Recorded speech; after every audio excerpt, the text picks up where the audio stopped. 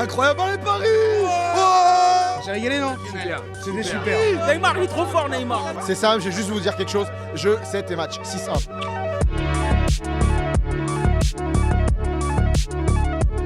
Salut et bienvenue dans la quotidienne sans pitié. Le Paris Saint-Germain n'a fait qu'une bouchée hier soir de Saint-Etienne. Victoire 6-1. Paris est en demi-finale de Coupe de la Ligue et peut remercier ses 4 fantastiques. Ils ont fait des ravages. Un triplé pour Icardi, un but pour Mbappé et Neymar et une passe D de Di Maria. Et hier après match, même Verratti était sous le charme. C'était au micro de Seb Bargno et d'Ablaye Diallo.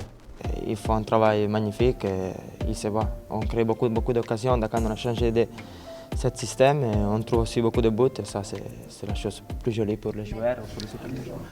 Et tenez, c'est notre petite question du jour les amis. Est-ce qu'avec ces 4 joueurs, ces 4 fantastiques, Neymar, Mbappé, Di Maria, Icardi, est-ce que tout simplement le Paris Saint-Germain a actuellement la meilleure attaque du monde, que ce soit avec 3 attaquants, 4 attaquants? Bon, il y a le Barça, il y a Liverpool qui ont de superbes joueurs, mais voilà, donnez-nous vos avis dans les commentaires, on en sélectionnera de demain. Et sinon, hier soir, Mbappé s'est arrêté en zone mixte. Bon, c'est rare pour être souligné. Et forcément, les journalistes avaient beaucoup de questions à lui poser. Mise au point du champion du monde.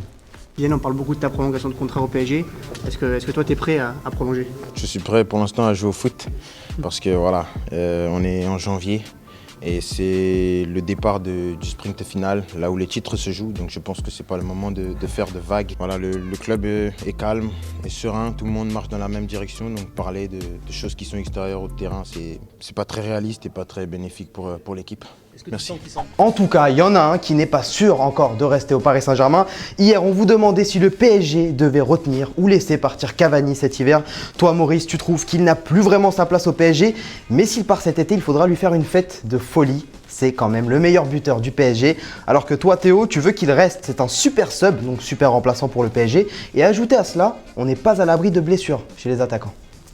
Et dans les autres rencontres de Coupe de la Ligue hier soir, Lyon a validé son ticket pour les demi-finales, victoire 3-1 contre Brest. Lille s'est qualifié aussi après sa victoire 2-0 face à Amiens. Et Christophe Galtier aimerait remporter cette dernière Coupe de la Ligue, mais ça dépend pas que de lui. L'ambition, c'est de gagner la demi-finale. Toutes les équipes veulent recevoir. Si on avait le bonheur de recevoir, ça serait bien. Et comme les 2 autres équipes, si on avait le bonheur d'éviter l'ogre, ça serait encore mieux. Petite pause maintenant, on file au Brésil, match de U20, il s'appelle Dico et il a inscrit un but renversant.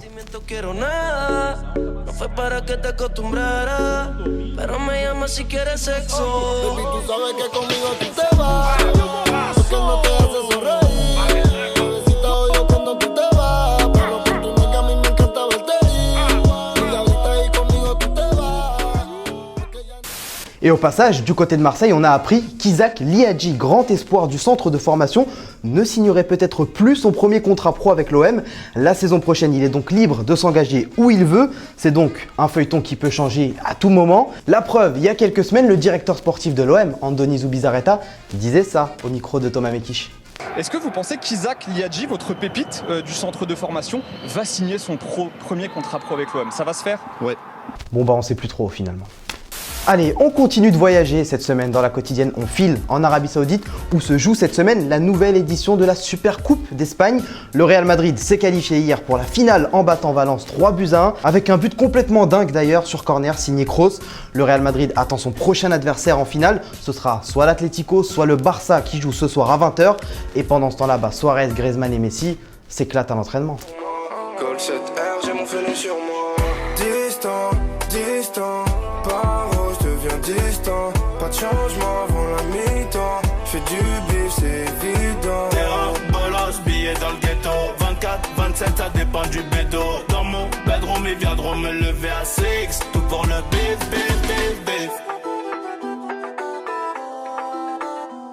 Bon, c'est très sérieux du côté du Barça, alors que du côté de l'Atlético, Diego Costa est blessé. Il s'est fait opérer d'une hernie discale il y a quelques semaines. Et lui, il est à Madrid et il s'amuse.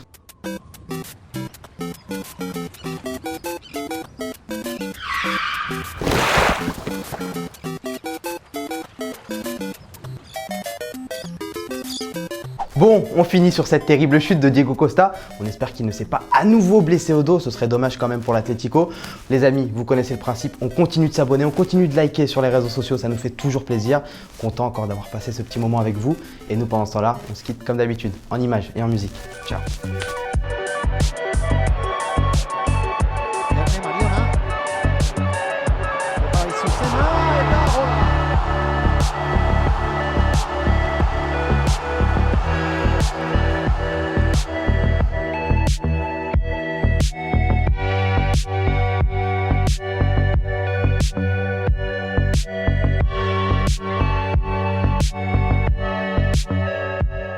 Les potos, vous avez kiffé cette vidéo? Regardez, il y en a encore juste 2 ici, là.